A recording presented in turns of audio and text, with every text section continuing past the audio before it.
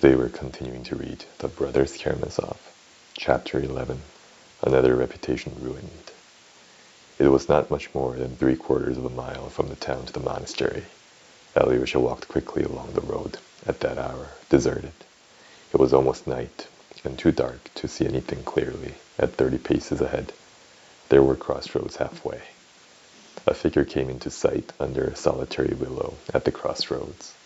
As soon as Alyosha reached the crossroads, the figure moved out and rushed at him, shouting savagely, "Your money or your life." "So it's you, Mitya," cried Alyosha, in surprise, violently startled, however. "Ha ha ha, you didn't expect me. I wondered where to wait for you. By your house? There are 3 ways from it, and I might have missed you. At last I thought of waiting here, for you had to pass here. There's no other way to the monastery. Come, tell me the truth. Crush me like a beetle. But what's the matter?" "Nothing, brother. It's the fright you gave me. Oh, Dmitri, father's blood just now." Alyosha began to cry. He had been on the verge of tears for a long time, and now something seemed to snap in his soul. "You almost killed him, cursed him, and now here you're making jokes, your money or your life. Well, what of that? It's not seemly, is that it? Not suitable in my position. No, I only... Stay. Look at the night. You see what a dark night, what clouds, what a wind has risen.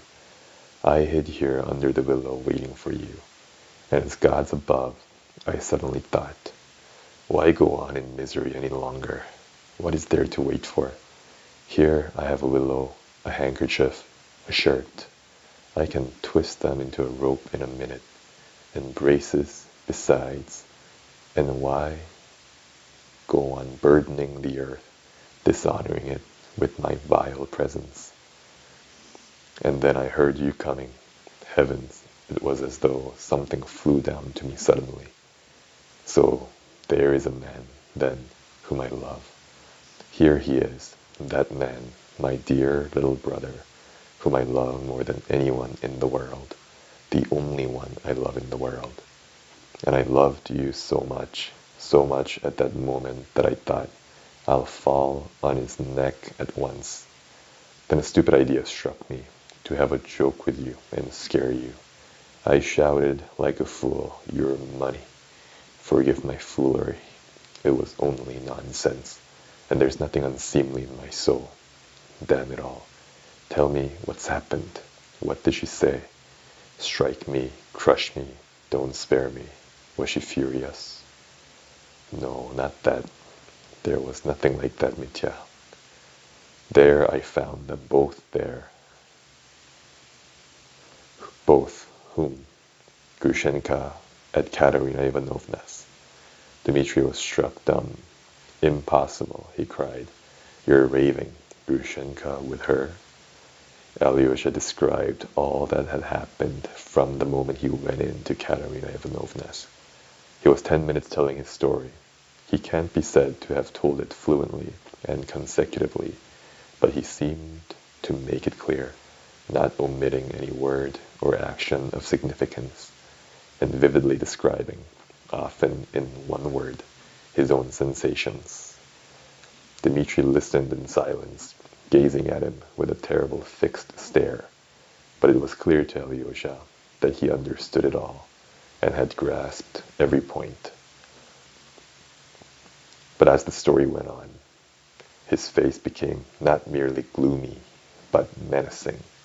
He scowled, he clenched his teeth, and his fixed stare became still more rigid, more concentrated, more terrible, when suddenly, with incredible rapidity, his wrathful, savage face changed, his tightly compressed lips parted, and Dmitri Fyodorovitch broke into uncontrolled, spontaneous laughter. He literally shook with laughter. For a long time, he could not speak. So she wouldn't kiss her hand. So she didn't kiss it. So she ran away.